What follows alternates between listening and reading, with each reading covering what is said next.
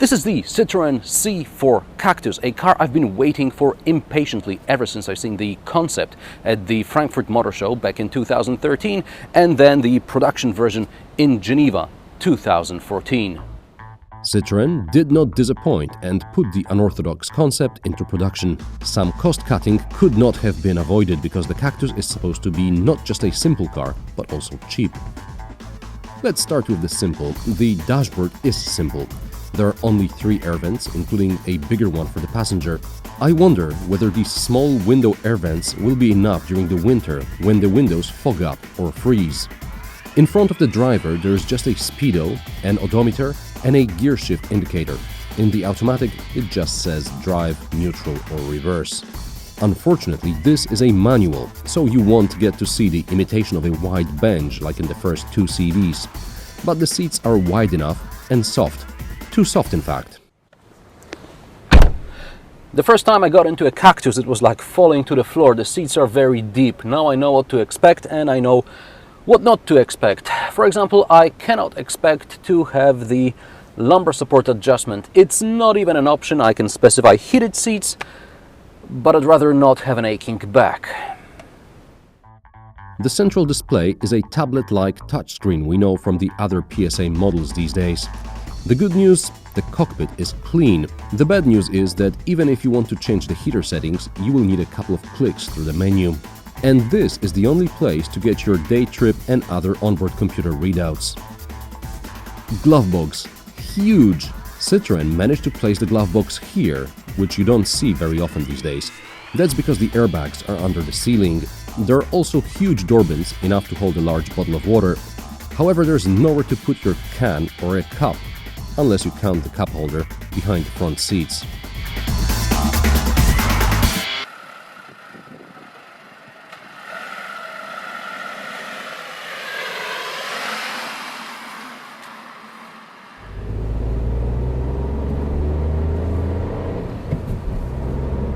You can choose between 3-cylinder petrol engines, 1.2 liters, or 4-cylinder diesels, 1.6 liters. Now, depending on the market, the power range is between 75 and 110 horsepower. Here, under this Hello Yellow bonnet, I've got a 1.23 banger, 82 horsepower, mated to this 5-speed manual. I know many of you are not particularly fond of 3-cylinder engines. That's probably because you know them from Toyota Aygo, Peugeot 107 or Citroen C1. Now, this here is a PureTech engine. It's a turbocharged engine, so it's more flexible and you don't have to rev it all the way to the red to get anything out of it.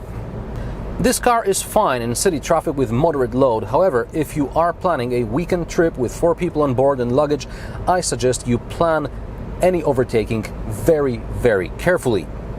The manufacturer claims the Cactus with a 1.2 3-cylinder engine will do 5.6 liters per 100 kilometers. In the urban cycle, I think 6.5-7 is more realistic.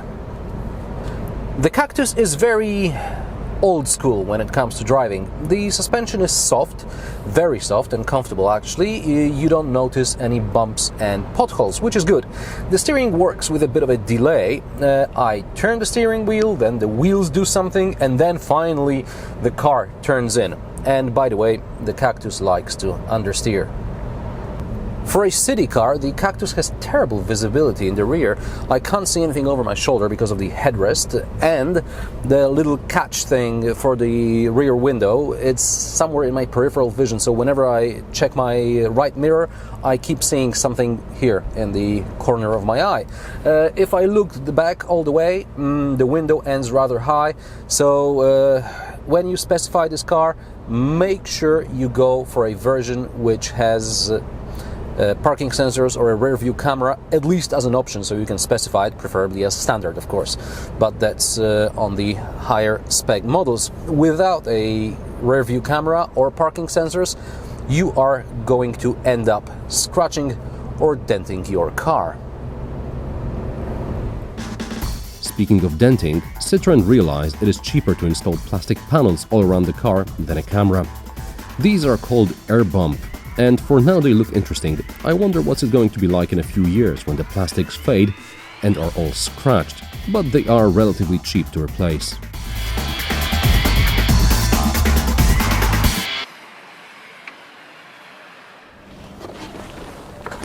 In the back, there is a flat bench like at a train station.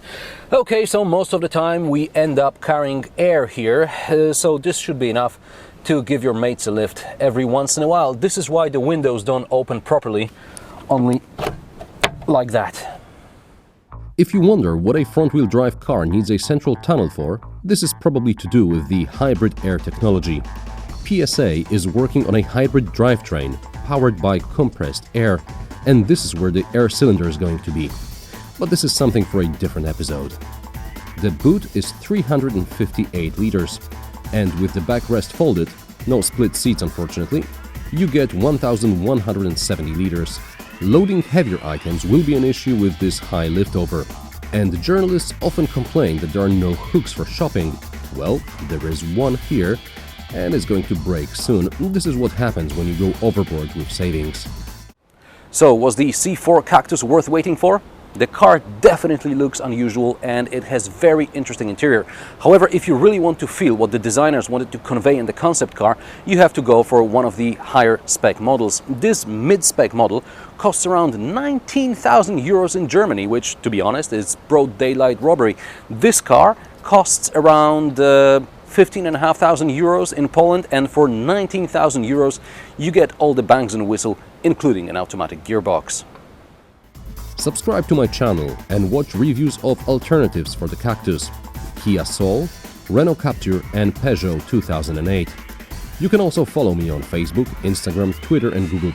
You'll find all the links in the description below.